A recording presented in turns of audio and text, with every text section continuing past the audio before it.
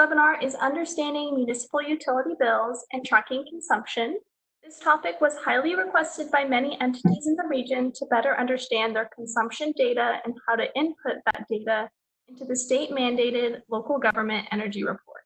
I'll be kicking off this webinar with a brief overview of what the local government energy report is, and then I'll hand it over to Chris, who will be walking through how to track and obtain the data from your utility bills and input it into the local government energy report. Lastly, Bailey will highlight some of the resources our team at NCTCOG has developed and what's coming from us in the future. So we'll just hop right in. So like I said, I'm just going to provide a brief overview. Many of you might already know about this requirement, but it is the local government energy reporting requirement. It is a state mandated by the Texas Health and Safety Code, requiring all political subdivisions, institutes of higher education, and state agencies within the ozone non-attainment and near non-attainment counties in Texas to establish a goal of reducing their electric consumption by at least 5% each state fiscal year for the next 7 years, beginning September 1st of 2019. Along with this, entities are required to submit an annual report to SECO on their progress on meeting that 5% energy reduction goal and their energy consumption for that state fiscal year. So some issues that we've noted is that there isn't a huge awareness of this reporting requirement, and because of that, there has caused a lot of non-compliance amongst entities within not only our region, but the state as well. So again, who reports? Cities and counties, state agencies, institutes of higher education within the ozone non-attainment or near non-attainment counties.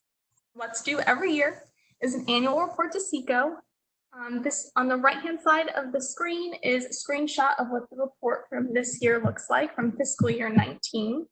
SECO has changed the reporting format, and so it is now an online report that you submit straight to SECO via their website.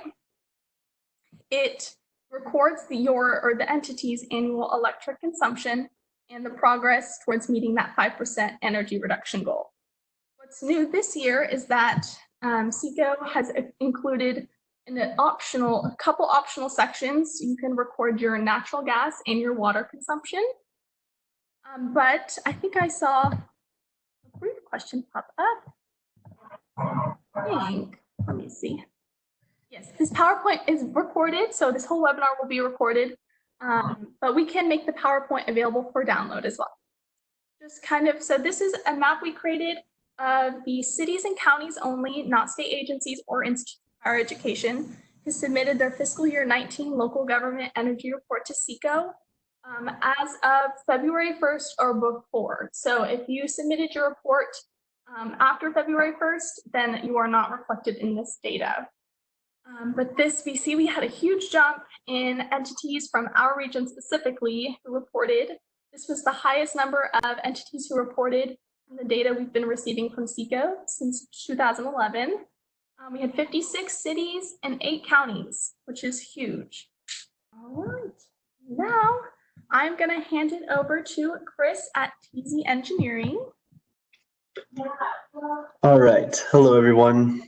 My name is Chris Pettit with TEESI Engineering. I'm going to be talking about this reporting and looking at a bunch of different bills and some tips and tricks to maybe make it a little bit easier for you. So just a quick background, our company is contracted by SECO to perform like energy assessments for cities, counties, school districts in Texas, and that's why I'm here to help with the NCTCOG presentation here.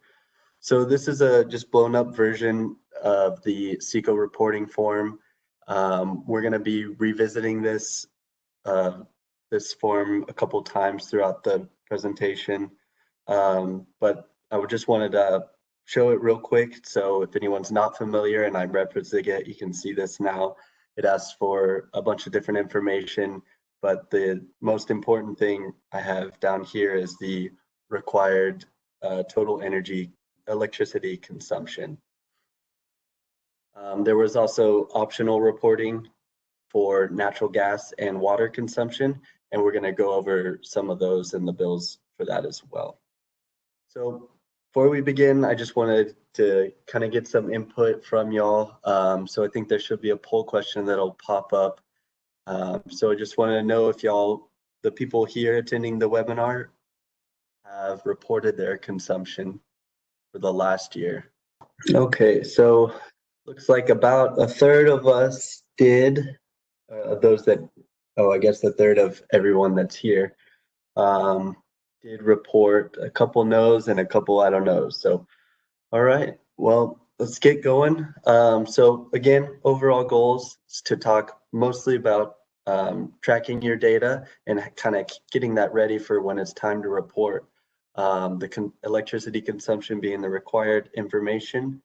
And then we'll also talk about natural gas, water, and hopefully just a better understanding of looking at bills and where to find what you need.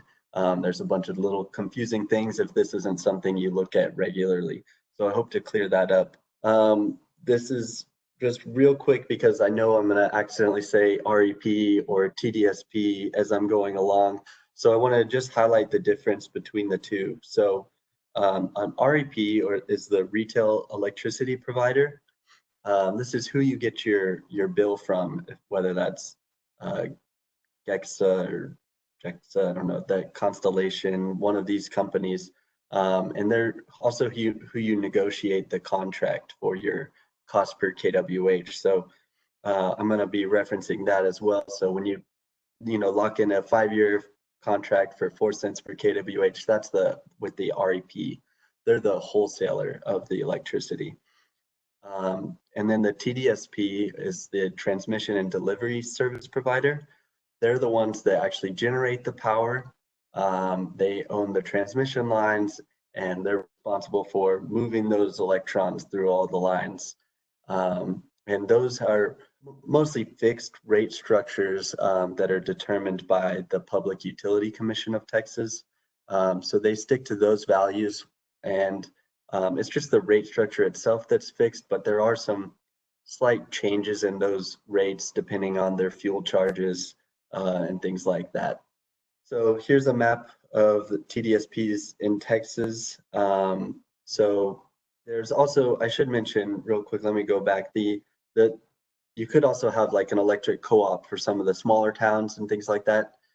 So that's when the cities actually has the lines and sells the electricity as well. So that wouldn't apply to this, and that would be in these regions that aren't shaded here. But you can see the NCTCOG area is primarily Encore, if not all Encore. So that's the TDSP for that area. All right, that brings us to our second question here. So I just wanted to know how you track your consumption. So that would be either maybe you have an internal spreadsheet that you use to track it, or maybe you're using some software like ENERGYSTAR Portfolio Manager, or they have Energy Dude, some other softwares. All right, so it looks like got a little variety, but mostly spreadsheet. So that's what I have some examples of using that. And then at the end of this, I'll show you very, very briefly just a few slides on Portfolio Manager, which can also act kind of like a spreadsheet for tracking as well, but then multiple people can access that. So we'll go over that towards the end. So basically, if you have a spreadsheet, so it would be good to create a habit of inputting that, and we'll talk about that. I'm sure anybody that's reported knows the challenges of that, of getting all that information down there. So some of the other challenges would be just identifying all the accounts, especially for some of those larger cities. You could have hundreds or even thousands of accounts to keep track of, and that's a big challenge to overcome, even just finding the accounts. And then finding the bills, getting 12 months of bills, I know can be very difficult. And then another issue that we've seen a lot is getting the dates correct. So I've helped out with SECO in the past on reviewing this information that has been sent in by other agencies and things. And a lot of times the dates weren't exactly the correct fiscal year dates. So I just want to talk about that and making sure that they do get that actual fiscal year data. And then another challenge, of course, would be if you wait until the last minute, it could be almost impossible to get all of that information down. So my biggest tip that I'm going to keep repeating is to make a friend with your account representative at the utility provider. They can make a lot of this information readily available for you, and sometimes they can even get it to you in a spreadsheet format already. So that's something I highly recommend, and I'm sure I'm going to repeat that several times as I'm going through this. So this is, in general, the utility reporting process that I would follow. So you want to make sure you have a facility list of all your facilities, so you know if you have all the accounts and all the utility data accounted for. So I take it as two separate steps, which getting the facility list and then getting my account list. And then what you're going to do is gather all of your bills. So 12 months of bills. If you just get invoices from the REP and you don't have that many accounts, you can just go get those from your finance department or something like that. Or possibly you can get it directly from your retail energy provider, and that could be your electric provider, your gas provider, or water utility provider. And then once you have all those bills and they're all in front of you, you're going to have to sum that up, add it all up, and then you finally have that number at the bottom of the reporting form that you need for the SECO reporting. When I'm gathering a facility list, there's just a couple things you need to consider. So one good habit is just to get the square footage as well, and I'll show you why later. It's kind of an extra step. It is that information is also asked for on the form from SECO, but it's not a required thing, but that is a good thing to have. And then the other question that comes up a lot is, which facilities do you include? So of course, any city-owned facility, you think you should include that, or county, I guess. But it really depends if y'all are paying the bills on that or not. So if you're leasing the facility out to another entity and they're paying the bills, you don't need to include that consumption. But if you are leasing a facility from someone and you're paying the utilities, then you should include that, at least the consumption, because that cost is coming from the city. So I highly recommend getting this information from your public works department or public works director. They should have a lot of this information already. And an alternative place to get things like the square footage would be on like insurance documents. So if all the facilities should be insured, and so you could get with whoever internally handles that should be able to pull that number somewhere. But in general, the working facility list you should be able to get that from Public Works. I would also include, if you have things like the lift station down here, you might have lift stations or booster stations for the wastewater treatment side, and then maybe even a line item for the street lights, because that's another thing they ask, and we'll get into that here shortly. So now we're going to gather all of our accounts. So that's going to be all your electric, natural gas, and water. And when you have all that, one way to do that is to review all your invoices. If you only have, 25 accounts, that might be feasible. If not, you can go to your internal accounting or finance department. Whoever keeps track of all that information, they should be able to give you 1 month of every bill, and then you can just kind of jot down and fill out a table that has this information. So I got a little sample table on the side, just something to help you keep organized, to make sure you have all of those accounts. And then, like I said, I would repeat, you could also talk with your account rep. So they should be able to, if you say, hey, I'm from the city, I'm just looking for this information, a list of accounts that we have, and I'm trying to do this tracking for the SECO reporting. So they should be familiar with that, and they'll be able to help you out. I personally do that all the time with my position. So they're usually pretty helpful. Even if you just email like the customer service general line, they'll get you connected to the right person to assist you. So now we have the facilities and we have all of our accounts. what then I'd like to do is this just kind of combine those. I do like to treat them as two separate things because I'm getting that information from two different areas.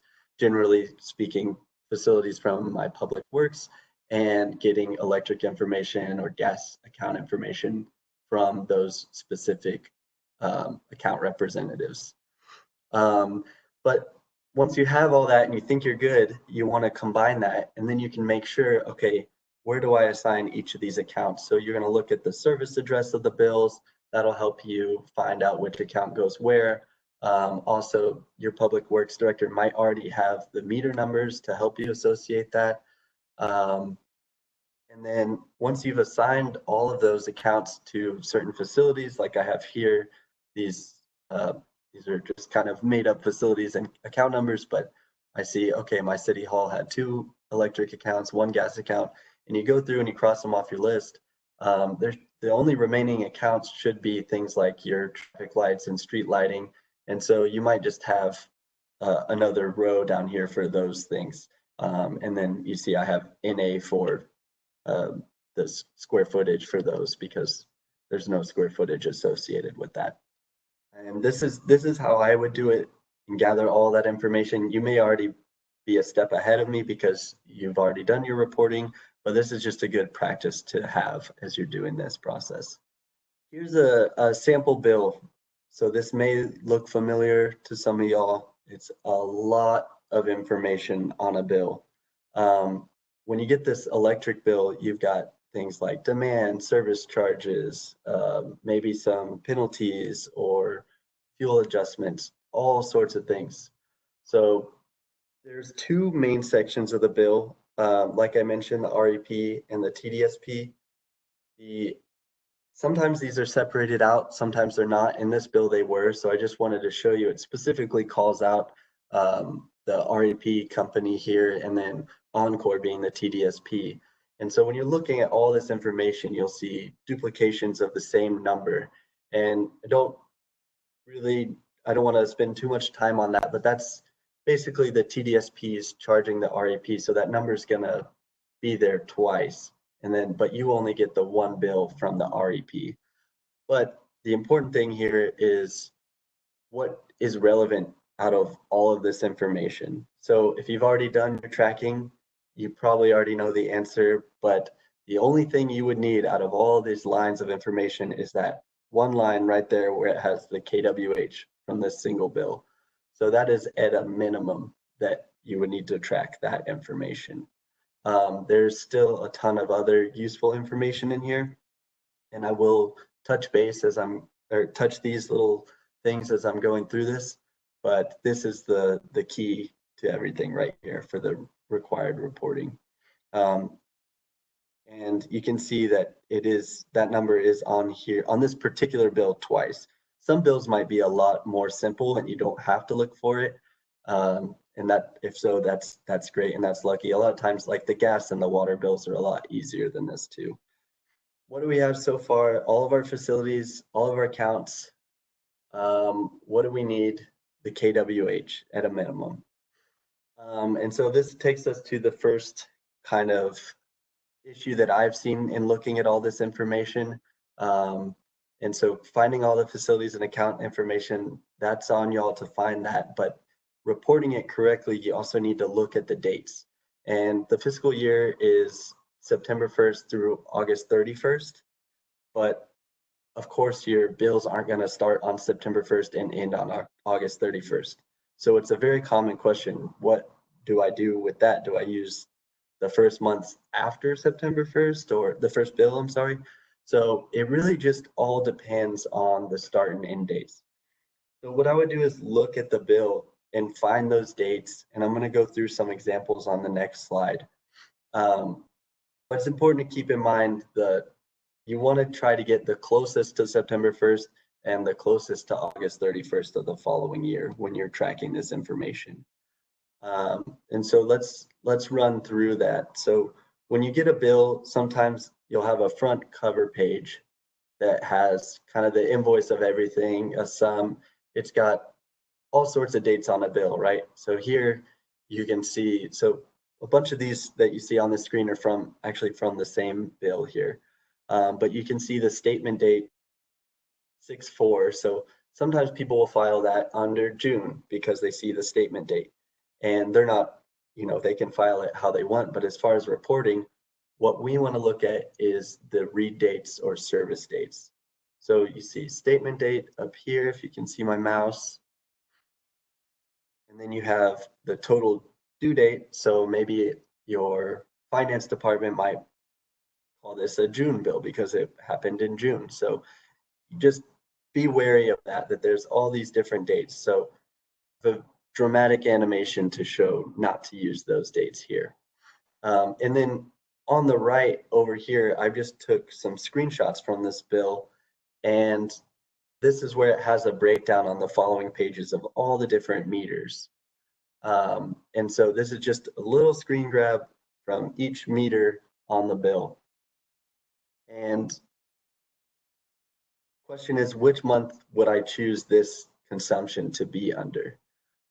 So this is just a quick little exercise I wanted to do, and I'll give y'all, we don't have a poll question or anything here, but I just want y'all to take a second and think about, so this top one, we have the read dates, so meter read dates. It says April 4th through May 6th. So this might be obvious, it might not be. Well, I would definitely choose this to be an April bill. And that's because only 6 of those days were actually in May. The remainder of those days are in April. So, picking that date is, I think it makes the most sense for that to be in April. But the big thing is that I didn't choose like the statement date or the due date, right? Because that would be off by 1 or 2 months even. And then, so we look at this next one. So this one, well, let me jump back real quick. This one ends in May, but main point being most of the consumption's April. So if I had to choose, I choose April. On the next one, the first date is on January 28th, and then the meter is read on February 26th. And you see this one is the service date. So you just got to look out for that and understand some things say read dates, some say service date. And it's going to vary across utility. If you have multiple electricity providers, they might call it something else. Natural gas, they might call it something else. But what you're looking for is this kind of range like this. So this one starts January 28th, ends February 26th. So this one's kind of just shifted the other way. So I would say it's mostly in February, right? And then we get to the next one, April 15th through May 15th. So honestly, there's no good answer for this. But when I see this, what I would do is kind of look at all the other bills. If they're all kind of mid-month, you just have to make a decision. There's no perfect answer for this. Like I said, the fiscal year starts on September 1st. So you can choose what you want that first month to be. You just want to make sure for that account that you end up with 12 bills for that one. So this is a common issue. I wish there was an obvious answer, or I wish they started on the first of the month so we didn't have to question this or decide this, but this is how it is. And just be aware that each meter might have different read dates as you're going through looking at all this. So even though you got one bill and let's say you have 25 meters, just go ahead and look at those read dates to make sure that you have them associated with the right month. So that's our next question. So a lot of things to consider when you're looking at this. And sometimes people put that off because they know it takes some time. So I just wanted to know from y'all, how often do you review and track utility bills? And this, of course, could vary if you only have 10 accounts. Maybe you only need to do it once a year for reporting. But if you have a lot of accounts, maybe you need to do it more often. So just want to get your feedback on this one. Let us know. Maybe take another 30 seconds or so. Let us know how often y'all review your bills. All right, so we got some that are monthly, few months, and once a year, yes. So the once a year I know can be really hard to do. So hopefully after this you feel inspired to keep up with it and start tracking regularly. And then let's go forward. I forgot to mention earlier, if y'all have any questions or I'm moving too fast, go ahead and use that Q&A that Dorothy mentioned earlier. So that way I can slow down or I can go back and revisit things. If it's a more detailed question, I'll come back to it at the end. So feel free to use that. So, all right, I want to do a quick tracking, like filling out my tracking spreadsheet with y'all. So this would be kind of the manual version of doing it. I just have a little spreadsheet template here. And so the goal of this, of course, is to get the important information from the bill onto your tracking. So this spreadsheet I have might be a little bit more detailed than what y'all are using. I have things like bill demand and demand charges, which I'm going to explain briefly at the end of this presentation as well, because it's something that I'm interested in tracking. And if you've already been tracking consumption and you have your charges as well, this is a good time. You might as well track that too. But I'm not going to do that in this exercise. So first thing I would do is I'm looking at this bill and I want to fill out my start and end date. And then I would assume that one is mostly February, right? So this actually doesn't match a fiscal year reporting here, but I would choose that as February. And then I need to get my consumption next. And that's going to be right down there below the service dates on this particular bill. And that's 107,040. I'll skip the demand for now. And then it's not required by reporting, but so at a minimum, you should be tracking the consumption in kWh. But I think since you're here, you might as well just track the total charges as well. That's up to you. It doesn't have to be reported, but I think it's a good practice to have. So since you're already taking the time to look at all these bills, then you can get a good idea of the total cost for each facility and things like that. So this is just one account with one entry. But once you do one and you start getting familiar with the bills, you'll start be able to go a little bit quicker. You know where to look for the dates, you know where to look for the consumption and the cost, and you can just you start to get in a rhythm and fly through this. But this table is probably a good idea to have something like this, something organized on a per account basis if you're doing it manually to track, to make sure you got all the months and everything like that. And then you might notice you're missing one or something like that. And this is one way that you'd be able to figure that out. So once you have done this for your account, you're going to have to do this for all of the others. And then once you've done it for all of the others, you want to add them up and then get maybe a total consumption by facility. Since we have that facility list and the account list, this would be a good place to take that information, add them up, and put them in a table like that. And then at the end, you can sum up all the consumption in one place. So for instance, in this made up account here, we got 2 accounts for the city hall, right?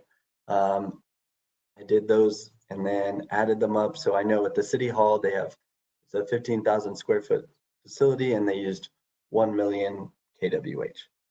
And then I have total charges here. And of course, you're gonna have to do that for each facility. Okay, so back to the form. I got 2-3 slides on this form alone. So I think people had a lot of questions with this and what to include. There may be small changes to this form to help make it easier for y'all, or for next year's reporting, but I'm not sure about that moment. But basically, this was created to help you kind of keep track of all the consumption from all the different sources of electricity consumption, right? So at the top, we have the buildings, and that's going to include really all of your kind of facilities and parks, libraries, fire stations. And I know parks was a big hang up here because there's really not a lot of square footage associated with it, if any at all. But looking at all these topics, I think as we go through this, I think parks fits best in the buildings there. But the purpose of this, again, is just to help you fill out the form. The most important thing is filling out this bottom cell. So then they've grouped together, or they've also asked a square footage here. So you can put in that square footage since you already have that facility list, right? And then we have traffic lighting and number of traffic lights. So those will be that, and the street lighting, number of street lights. Those are individually metered too, so you should have some bills. They might all be on one bill or they might all be on individual bills. I've seen it both ways. So just look for that and try to see if they're all on one bill, they should have a breakdown of the quantity for you anyway. And then we have the next section, which is the water and pump facilities. So this is going to be your water treatment plants, the treatment of the fresh drinking water. So your city may or may not have a water treatment plant, or it may or may not use any electricity consumption. Of course, any of the big ones are this will be the biggest consumption, possibly that and wastewater, which is the next topic, will be the biggest single consumers for the city, generally speaking. But then they've also asked the number of water customers served. So that's if you're the city has the water utility there. So just to get that number so they can kind of have a baseline. And then wastewater should be the same. The number of wastewater customers served is generally about the same as the number of water customers served. Sometimes it's less, depending on how the utilities spread out. But those are the two different topics there. So yeah, I understand it's not 100% clear by saying water facilities, but the purpose of that was to get the water treatment plants and any associated pumping or booster stations for that. The water facilities could also be just simple wells that have some treatment as well. So you may just have pumps there. So once you've got all that information, this was a common issue looking at all the data, is that this box here should be the sum of the kWh from above, of where I've put an asterisk on all of these. A lot of times that wasn't the case, and I think that's because people just, there wasn't an other tab where people wanted to put things like parks or some other information. So maybe there will be an other tab for you, or not tab, cell for you to type in things that you didn't feel like fit in in one of these other topics. But ultimately, all of these should add up to be the total consumption that you're reporting, and that should be all of your accounts, all of your electric accounts for all of your facilities, including street lights, traffic lights, things that may not have a facility associated with them. So if you've done that, gone through that process and filled out this table, and you have your total consumption there, that is the minimum requirement for all these non-attainment counties and the entities in them. So that would be at the minimum what should be reported to SECO at the end of the fiscal year.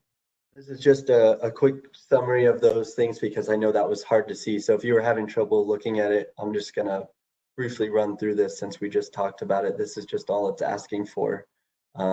The buildings, traffic lights, street lights, water, this is the water treatment plants, and then the associated booster pump stations, and then the wastewater facilities and the lift stations associated with that. And if you're like me and you don't know what some of this information is right here, so get with your public works department. If you tell them I need to know the energy consumption for my water treatment plants and the associated booster pump stations, they'll say, oh, okay, got it. I'll give you the accounts. They should be able to get you that information. And then similarly for the wastewater treatment plant facilities, except instead of booster pump stations, they're called lift stations typically. But if you ask for that, show him even this slide or jot this down, they should be able to help you. It shouldn't be a problem. There is a possibility, depending on the size of the town, that some of this information won't apply and you won't have any consumption for something like that. So just keep that in mind as well. Okay, so that brings us to some natural gas reporting. So this is an optional reporting. I believe they did get some pretty good feedback though on people reporting this information. So when you're looking at natural gas bills, we know when you're looking at electric bills, you're looking for the consumption is kWh. On gas bills, it's not always that clear. So I've got a list of units here. Your bill could be in CCF, that's 100 cubic feet, MCF, that's 1,000 cubic feet, BTUs, British thermal units, and therms. So all of these different units could be on your bills.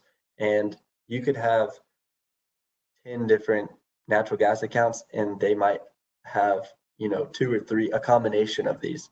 Just because you're looking at one account and you look at the next account, they may not be the same units. So just keep that in mind. You need to keep track of the units. It's a little bit of a extra step for you when you're tracking it. But again, you can always go to your utility rep, ask the gas company, say, hey, I'm trying to get this consumption. Can you give me all of the consumption for these accounts in CCF or whatever you choose? The bills for natural gas, as I mentioned earlier, are a little bit more simple than the electric bills. There's a lot less moving parts with this. It's typically just a service charge, or maybe it's called a meter charge. Then you have your consumption charges and taxes in total. That's about it. So it should be a little bit easier to grab that information. But SECO's reporting form also just allows you to choose your units of measure here. So if your bills are all in CCF, then report in the CCF. If they're all in BTUs, then report in BTUs.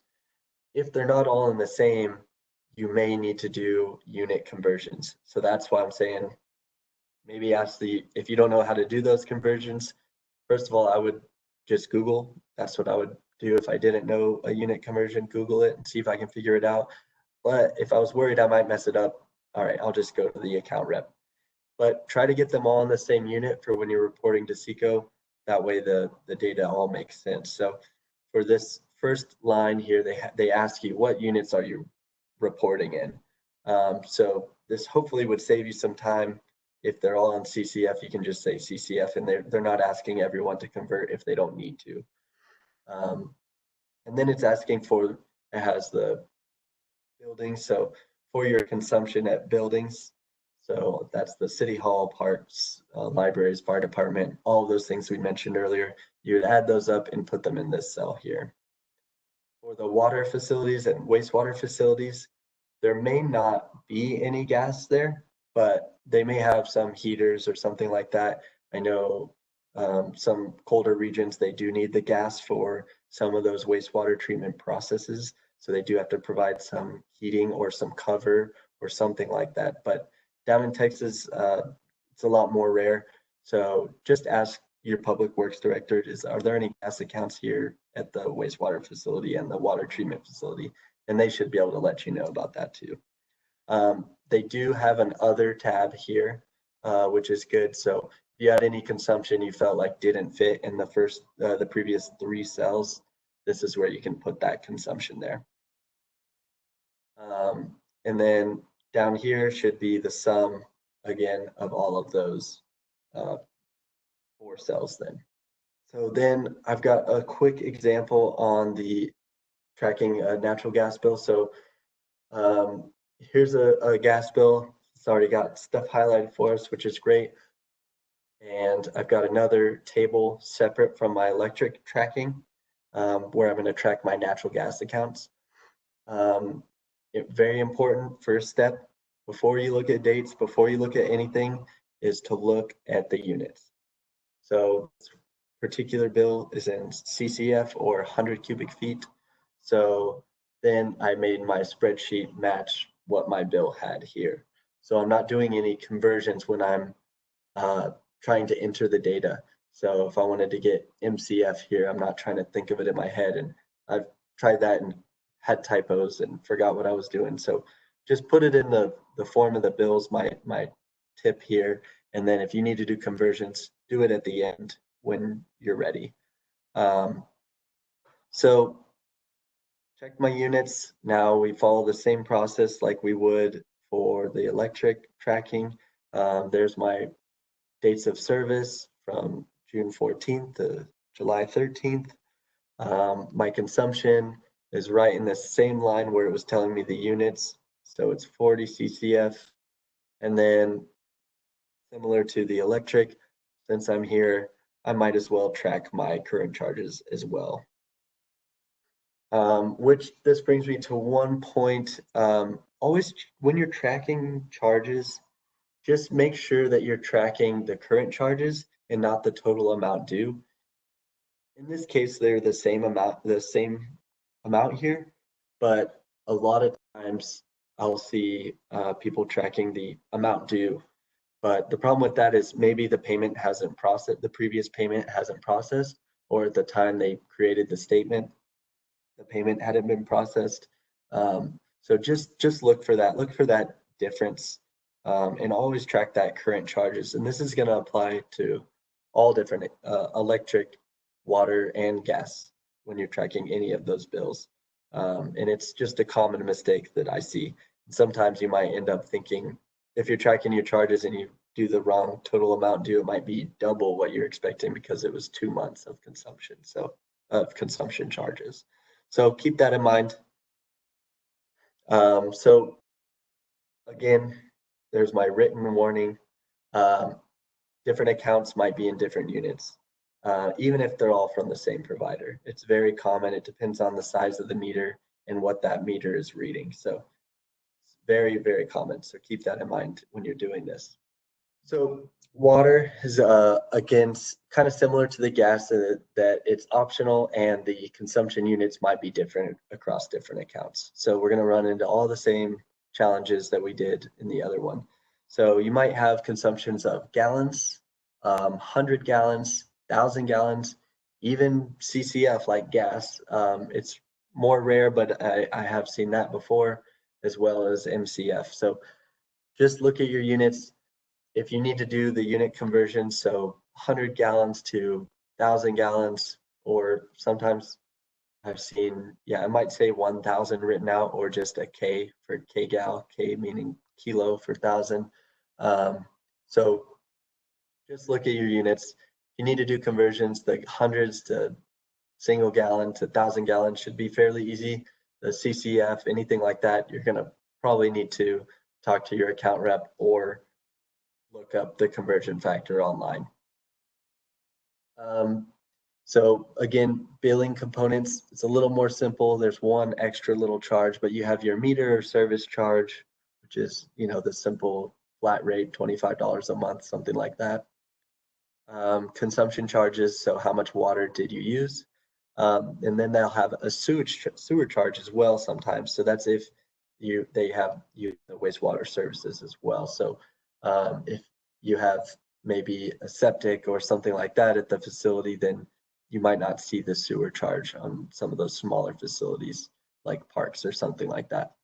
But the consumption generally for the sewer charge, it matches the consumption of the water use, but it'll just be a much lower rate for the sewer charge there. And then of course taxes, and then you have your total charge. The SECO reporting form is pretty similar again to the gas. It's got a breakdown of your building consumption. So here's one thing that I hope will be cleared up soon too, but the water pump facilities and the wastewater facilities, so the water pump facilities are production water, so it's not consumed water. So I'm not 100% sure that should be included unless there are other consumption happening at these facilities, which I think is what they're saying. But if you're treating wastewater that might, you treat it to make it safe for the environment and you release it into a stream or a river, something like that. That's not water that you need to be measuring how much water. That would be millions and millions of gallons of water at each of these facilities potentially. So That's not the point. The point is the water consumed. So I think that might have thrown some people off as well. And then again, these cells added up, these 4 cells should add up to your total consumption that you're reporting. So I have another quick example of some water bill here. So this one I have a similar issue with the gas. Okay, the first step is to check my units. So this one is in, the bill said in 1,000 gallons, so it was written out like that for me. And then in my spreadsheet, I have kgal, which is, those are interchangeable there. And then just like all the other bills, my first step then will be to identify the consumption, or sorry, the start dates and end dates. And they have that right at the top here. And then I'm going to look for my consumption. So that is 6,000 gallons. So that can be confusing when you're looking across multiple bills and adding them up. So keep that in the front of your mind when you're doing this. Then I'll go find my current charges again. So current charges versus total amount due could vary. Okay, so that once we've done this and filled out the bottom section of that SECO consumption reporting, I'm going to go back to it. That would complete the consumption data reporting there. And then, so what I wanted to spend the rest of my time doing was to just talk about the electric bill breakdown with just a little bit more detail than I had. This was, I guess, something that people wanted to know about, but really this could be an hour and a half just looking at one bill and explaining what every line item is and where every charge comes from. But I do want to give a kind of an overview of it.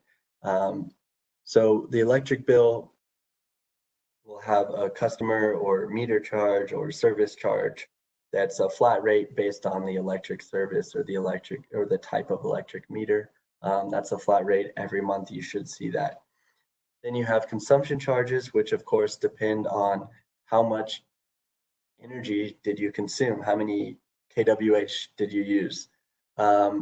Consumption charges are going to be the charges related to your cost per kWh. So that's when you hear about 10 cents per kWh or 4 cents per kWh. And they're mostly going to come from the retail electric provider. That the consumption charges are mostly REP charges, but not all of it. There's a small amount that comes from the TDSP. And this is, the consumption charges are your kind of the negotiable rate. So when you hear about someone locking down, yeah, 3.8 cents per kWh is a good rate, right? So when they get that rate, that's when they're negotiating that consumption charges.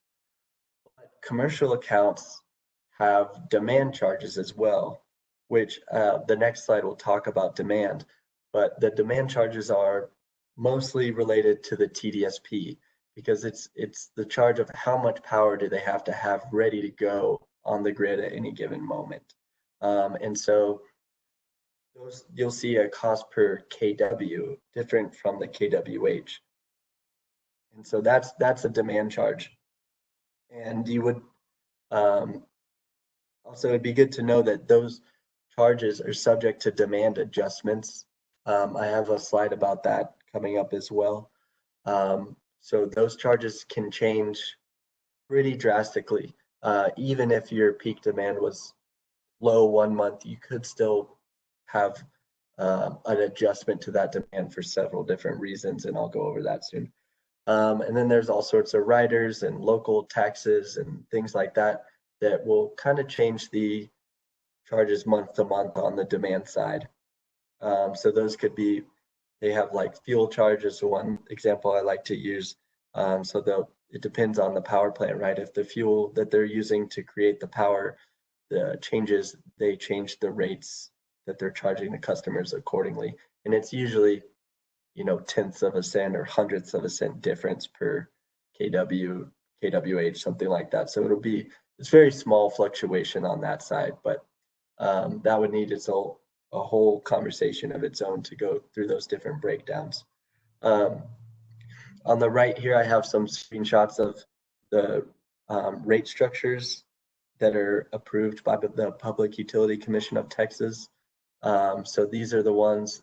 This one right here is looks like I have an AAP version. So there's similar rates for Encore that are approved, and you can Google that and find that, and that's going to be what determines the TDSP charges of your bill. And so this documents hundreds of pages, but if you go find the electric service that you have for that meter, then you can find out exactly what each rate is and what they're looking at to come up with those rates. And these are the rate structures locked in, but the price will fluctuate little by little each month. They also determine the municipal street lighting rates. So when you get your bill, it should be something close to that number that you see in the right there. And they're broken up by the wattage of the light, so the different rates. So they may not be physically metered, but they have some consumption that's been calculated, and it's just assumed if you have this many lights, then it'll be that number of lights times this wattage from this table, and we'll charge you this rate every month. So all of that information are back in approved by the PUCT, and you can simply just Google that. If you're really interested in that after hearing me talk about it, you can Google PUCT approved utility rates, and it'll be the first link that pops up. All right. So demand is one thing that I was talking about earlier that is a huge part of commercial accounts. They can range from anywhere from as low as 15% to 45% of your total charges. So once you're into this utility tracking, this is something that you might want to start looking at as well. Of course, the requirement for SECO reporting is only the kWh alone, but once you're looking at these bills, you can start to fill in this demand data if you're interested to see how much of your charges are from demand. So demand is in the units kW or kilowatts, and it's the peak power draw in a 15-minute period throughout that service period. So the peak power draw that meter needed is captured by the meter and recorded until the next meter read. That way the TDSP can charge us at that value that they find. But that peak power draw can also be adjusted. So there's a difference between meter demand and bill demand. So someone that's looked at your bills before in detail, you might wonder what's the difference between the metered and bill demand. The cost always applies to the bill demand, but the meter demand is just what was actually metered. The actual demand is the metered demand. Bill demand can be different, and there's a few reasons why. There's actually several reasons why. I've highlighted two here, which would be the 80% ratchet clause. And then second, which might be more familiar to people, is the power factor. Those are both very complicated topics. So I'll just define those in the next slide. But one that's very easy to explain is a minimum demand. So you might be on a rate structure that requires a minimum demand, or the minimum billing demand is 10 kW or something. And let's say it's a small facility and it only used 7 kW. Well, the rate structure says minimum was 10, so you're billed at 10 kW, but you'll still see that meter demand 7 kW. So that's kind of the most simple one to explain. That can vary a lot across different electric services. So the minimum demand for some might be 100 kW. That'd be like a large commercial building, or even industrial building might have a minimum demand of 100 kW. And if they don't have a peak power draw of 100, or sorry, it's less than 100, they'll still be paying the rate for 100 kW. Now, if you go above that, of course, you're going to be, your meter demand would match your bill demand at that time. The ratchet clause is a little bit more complicated. Basically, it takes your previous 11 months and looks at it and says, what's the peak demand during that time? And they say, okay, calculate what's 80% of that. And then on a month-to-month basis going forward, they look at the larger of what did we meter your demand at for that meter? And then what was that previous maximum demand times 80%? And they're going to charge you the larger of the two. So basically, it's a penalty for having a demand spike in 1 month affecting your bills for the next 11 months or until your next peak demand is set. So just that's one way. It's a little complicated. I would probably need several slides and examples to fully explain it. But this is one possible demand billing adjustment you might see on your bills when you're looking. Another one, a little bit more common, is the power factor.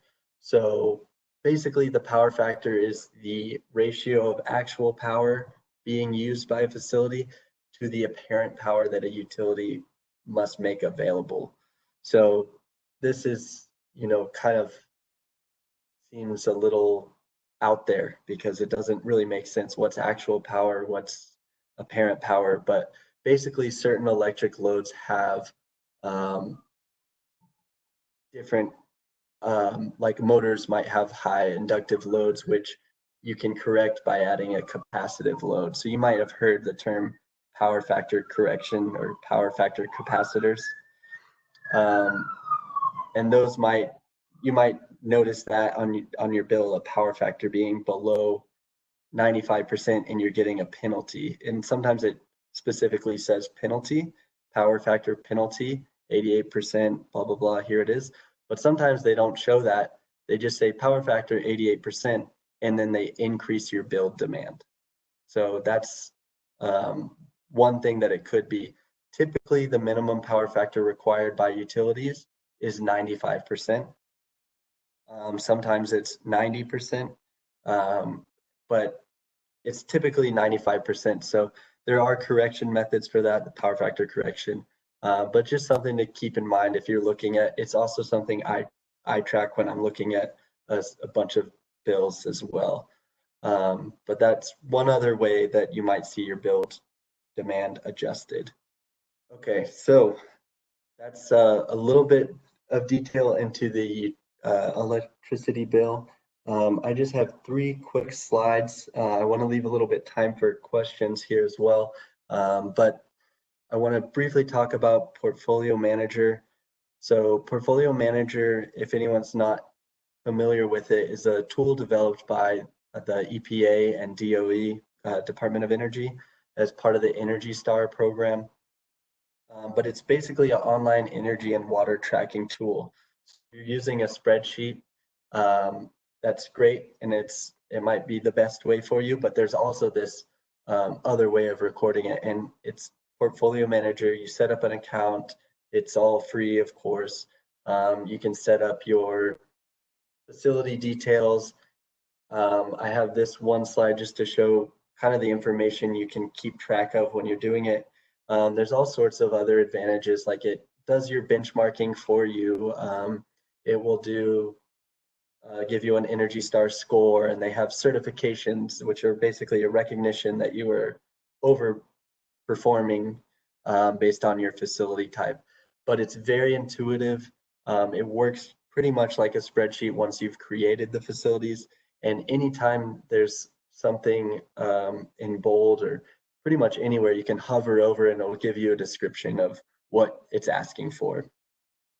And there's all sorts of resources available online to do this. But so you see this kind of looks like a spreadsheet, right? You got start date, end date, kWh. Now they have demand as well. And then they ask oh yeah, here's the demand over here, total cost. And you can upload individually just like a spreadsheet. You just click add another entry and line pops up, you type it in, it saves for you, you close your web browser and it's there. Then other people can look at it too. Or you can do bulk uploads as well, which is uploading a lot of accounts from their spreadsheets, and they have templates to do that. I would recommend just looking online how to do that if this is something you're interested in. But we've also done a presentation on this in the past. So that's my maybe 60 seconds on Portfolio Manager. But I want to wrap this up. So some things to look out for that we covered: start and end dates, your consumption units, current charges versus amount due, and then gathering the data, finding all those old bills, contact your utility representative. It will help make your job a lot easier, and it's something that they can probably provide with really a few clicks of the button on their end. So I highly recommend making a friend there and maybe giving them a heads up that, hey, you're going to be requesting this information. Right now, you're just trying to get the accounts, blah, blah, blah, and just kind of start that conversation with them. It's not too early to make a friend there. So I would say the next steps would be start preparing for the next year reporting, because it's in, well, I guess the fiscal year closes in, I guess, 6 months or so. But if you're one of those that waits till the last minute, it's going to be a lot more stressful. So I highly recommend starting to prepare now and create some system to review the bills regularly. And if you're reviewing them, you can start tracking that data today. And since for those that have already submitted their data, one thing you can do is go back and look at that and see if you can establish some sort of baseline. That way you have something to compare it year to year. So the most simple thing to do would be to use kWh per square foot. That's a pretty common one, easy to do.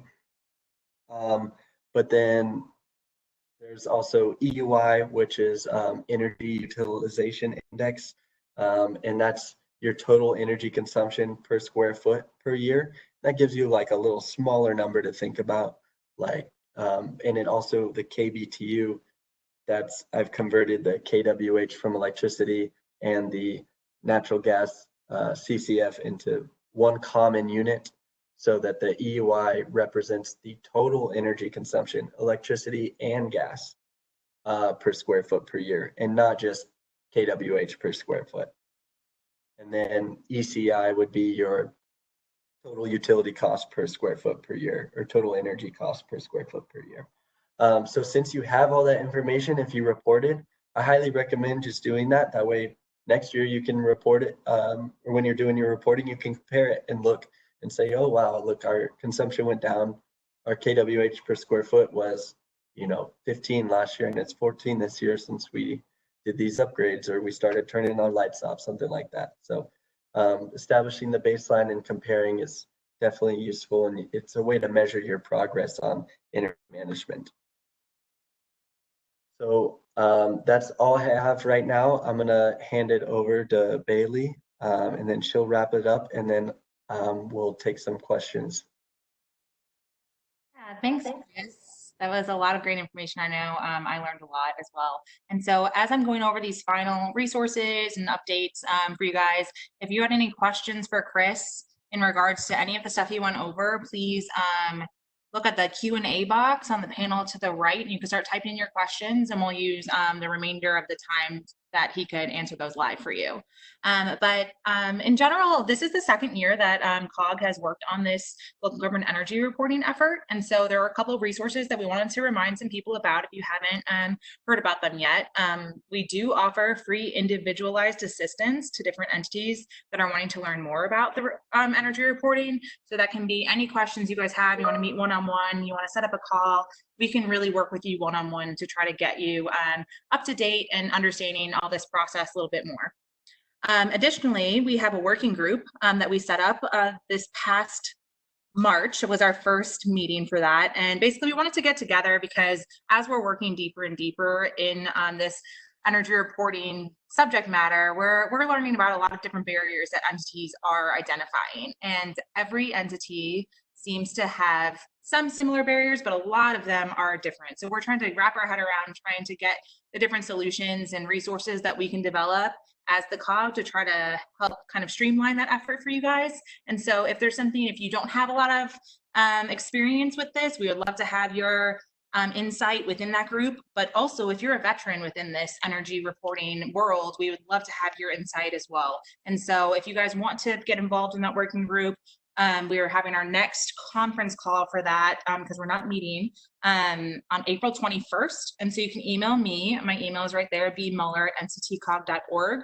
And we can send you our notes and agenda from the last meeting, as well as kind of some homework to get you up to date for the next group.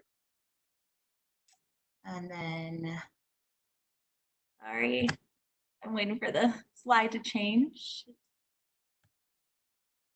Okay, perfect.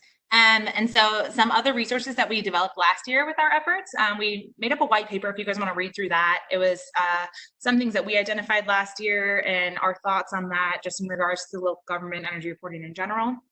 We also developed a case study last year on the city of Louisville's energy consumption reduction.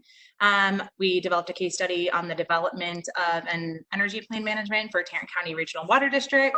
And then we also did a pretty extensive analysis on just, in general, energy efficiency reporting requirements in Texas. There was a lot of confusion on who reported to what mandates, what statutes mandated who, et cetera. And so we put all the different energy reporting requirements across Texas in one giant matrix so you can see what is applicable to you, what's not applicable to you.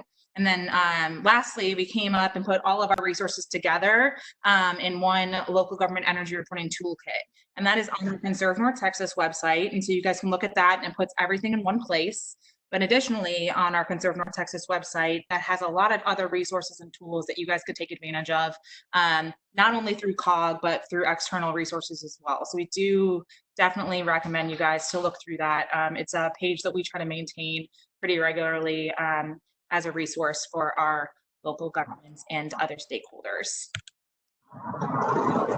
Our next webinar series that we are planning, we're planning for this for about May timeframe. It's on procurement. Procurement is very frequently brought up in a lot of our discussions. And so we're going to have a two-part webinar series for that. The first one will be procuring energy efficiency projects for facilities and services. And then our second part will be how to support your community in reducing energy consumption. So be on the lookout for that. We will be sending out more information, getting speakers lined up and everything like that in the next few weeks. And so be on the lookout to register for that so you can participate in those as well. That is all we had for that. So now we will open this up for questions. And so, Chris, we had one question come in during the middle of your presentation, and can you speak to why it's important to look at your city buildings, electricity and gas together, why it's important? Yes, okay. So I had a little issue. My Q&A thing is only like one line big, so I can only see the last line that was typed, unfortunately. I don't know what happened there, but so facilities, buildings will have, of course, the electricity and gas for heating. If you're tracking only the electricity, you're missing all of that heating energy consumption that you used at your facility. So to better understand the full energy consumption, you want to track both of these, and then it'll help you identify where you can have improvement. If you notice, wow, that's a lot of heating here, what's going on, and you can look into those kinds of things. And then I briefly mentioned EUI and ECI. The EUI would incorporate that total energy consumption, and that's what, when you get into like the energy management side of things and you're way more familiar with tracking all of this data, then you can start to look into those baselines, and that EUI baseline will have the total energy consumption and not just the electricity side of it. Does anyone else have any additional questions? And Bailey, I had one last thing. I just wanted to clarify that our local government energy reporting working group is intended for entities who have to or who are required to submit the annual report to SECO. So yeah, just wanted to clarify that. All right. Chris, I guess there's one general kind of question. If you, with all of your experiences you've had with different work you've done with different entities, do you have any insight on best practices to facilitate communication between the people who do these reports and the people who actually receive these bills? So I would just establish that line of communication because yeah, the person filling that out might not be the person that's getting that. So I guess, do you mean internally? Like Just internally, I think one of the biggest barriers we've received from people is that they're not aware of who is receiving the bills, and so there's that kind of siloed internal department. Kind of. Right. Yeah, I would, definitely let them know the importance of whoever's the one that knows they're going to be filling out those forms. Find out first, I guess that should be the first step, not the from earlier. Find out who's getting that information first of all. And just let them know the importance of this reporting requirement and that you're done it for these bills, and maybe even establish a way for you to have access to those throughout the year. Would definitely help. That way you can, as they come in, maybe you can always be copied on them if you receive them digitally, or have them when they get scanned in or something like that, that they allow you access to that information. Well, I'm not seeing any more questions in, and so for anyone who's listening live, we really appreciate you guys sitting through this and working with us on this project and getting a better understanding of energy reporting in general. But for those that are listening to this later on the recorded session, if you come up with different questions that you've experienced as you're watching this recording, please do not hesitate to email any of us on this webinar listed, and we will definitely get back an answer for you. And so we appreciate everyone's time. We hope everyone is faring well in this situation, mostly probably remote. And we're very happy the fact that we, even all remote, were able to successfully do this. And so we appreciate everyone's time and hope everyone has a good rest of their afternoon. Yes, and thank you, Chris. Yes, thank you, Chris. Absolutely. Thank you all.